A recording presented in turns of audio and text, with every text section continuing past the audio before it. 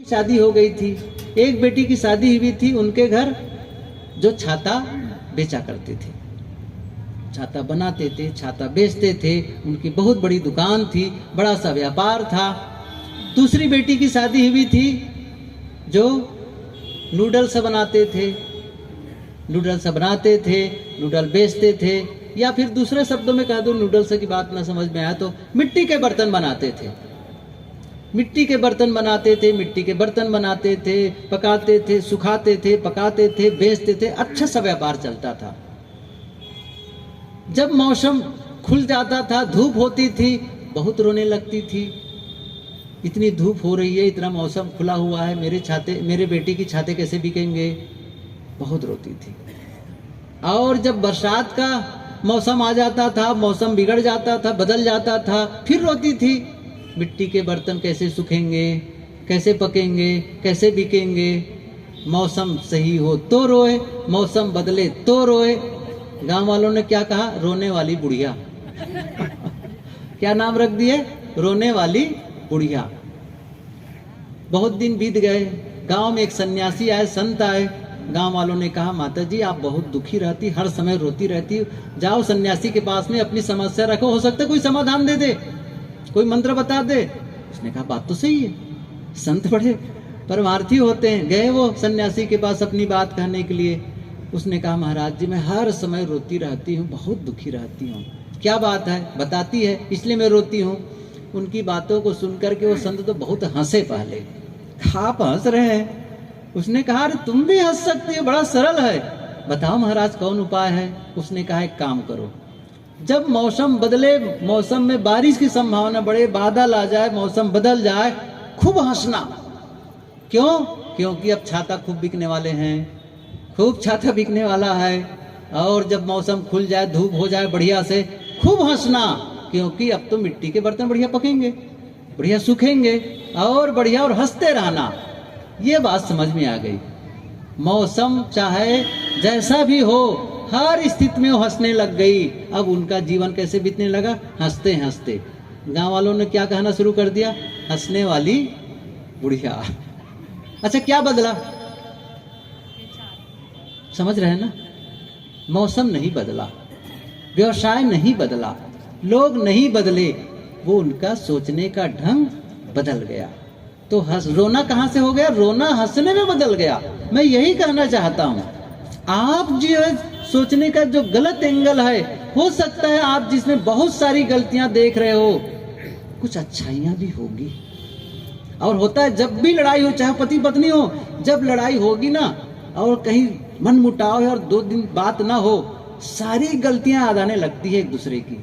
उसने वैसा किया, उस समय भी वैसा किया था, उस समय वो पूरी लुसूची तैयार कर देते हैं दोनों एक दूसरे के। उसी समय जरूरत है, इतना ही तो नहीं है, उनमें ये भी तो गुण है, मेरा ख्याल करते हैं, मेरा वो करते हैं, सब भी तो ख्याल करना शुरू कर दो। आखिर कौन है एक दूसरे के सहयोगी? अच्छाइयों को जिससे बदलेंगे, बस वो चेंज होता चला जाएगा।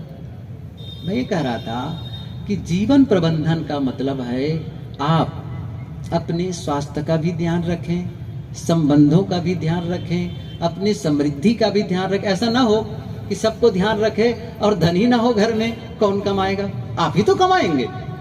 ये नहीं चलेगा कि भाई अजर करे न चाकरी, पंछी करे न काज, वो छोड़ दीजिए सन्यासियों के लिए। वो जो हो, आप गृहस्थ का जीवन जी रहे हैं, आपको मेहनत करनी पड़ी, और कड़ी मेहनत करो।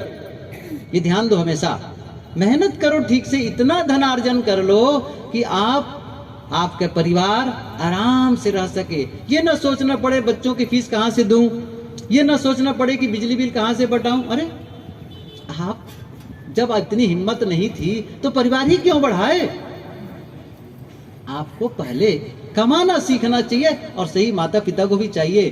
बच्चे जब कमाना सीखे तभी शादी करो, नहीं तो एक तो बच्चे अपना बेटे का बोझ उठा रहे हो, फिर वो बहू का बोझ उठाओगे।